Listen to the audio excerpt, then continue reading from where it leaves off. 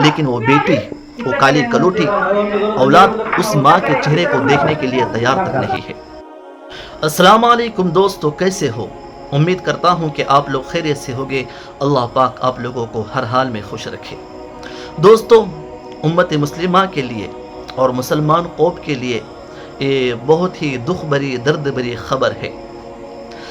जालना ज़िले का एक तालुका है जिसका नाम है घनसंगवी। घनसंगवी के रहने वाले एक लड़की जिसका नाम है शाजिया अब्दुल सत्तार पठान, और मोजेगंज इसी तरह का कुछ देहात का नाम है, और इसी तालुके का एक देहात है, उस देहात का एक लड़का जिसका नाम है राजेश धनोरे। शाजिया और राजेश धनोरे की आपस में मोहब्बत हो जाती है, नाजायज़ मोहब्बत। नाजायज़ मोहब्बत में ये इतने आगे बढ़ते हैं कि ये घर से भाग निकलते हैं। 25 जून को ये घर से भागते हैं। घर से जाने के बाद माँ बाप घनसांगवी जाकर पुलिस स्टेशन में एफआईआर दर्ज करते हैं। फिर कुछ दिनों के बाद पुलिस उनको तलाश करके अपने हिरासत में ले आती है और पुलिस स्टेशन हाजिर करती है। हाजिर करने के बाद माँ बाप को इत्तला देती है कि आपकी बेटी को हमने घनसांगवी पुलिस स्टेशन में जमा किया है। आपके पास 1 घंटे की मोहलत है। अगर आप 1 घंटे के अंदर अपनी बेटी को समझाते हैं, सुलझाते हैं और उसको वापस ले जाना चाहते हैं तो अभी आपके पास एक मौका है।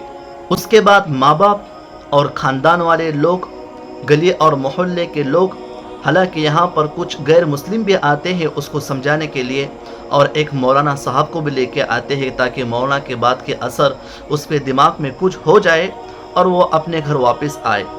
लेकिन माँ जब उसको समझाने के लिए जाती है, सबसे पहले तो आप इस वीडियो में देख सकते हैं कि माँ कितनी चीख चीख के रो रही है, उसको समझा रही है, उसके सामने अपने सर को फोड़ रही है।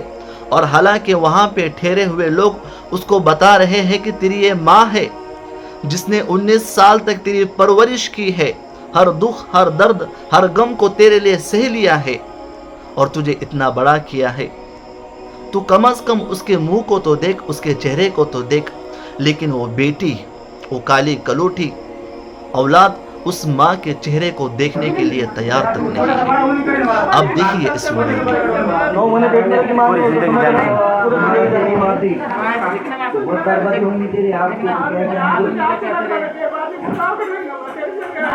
माँ की तरफ देखना थोड़ा,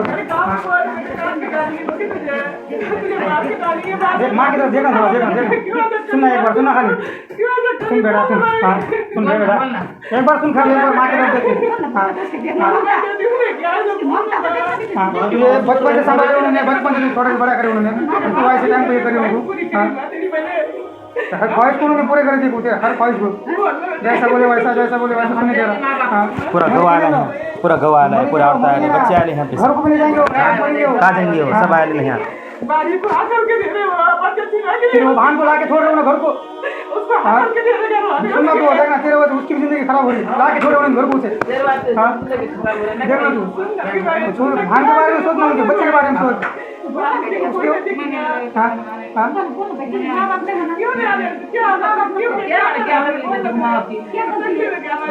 सोचना माँ बाप के बारे में सोच, भान के बारे में सोचना तू।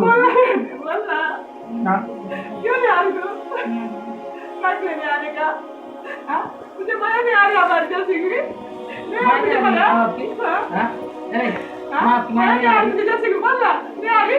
कितना करे उन्होंने देवा? जिंदगी मतलब कितना करे? चलो बोल रहा, नहीं आ रही? कितना करे उन्होंने देवा? जिंदगी मतलब कितना करे?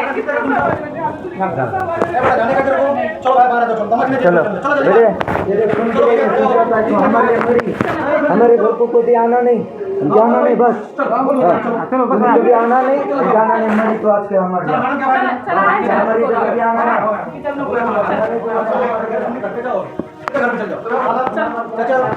लिमिट रहती है, उसके बाहर चली गई। जाओ सब बाहर जाओ, घर पे जाओ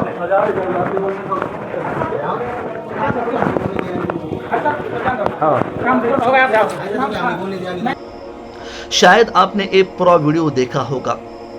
अब इस तरह के किस्से और इस तरह के वाक़यात क्यों पेश आते हैं? सबसे पहले तो इसकी एक ही वजह है कि घर में दीन का ना होना। घर में दीनी तालीम ना होना, घर में दीन का माहौल ना होना।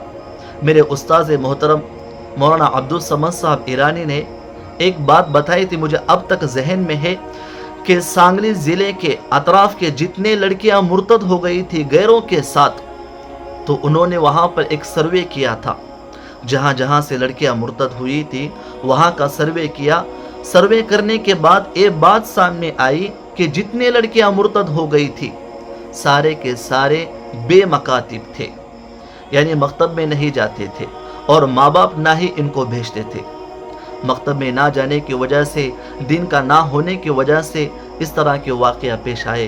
फिर उसके बाद रोना और सरेआम इस तरह के ख़ानदान में माशरे में बदनामी होना।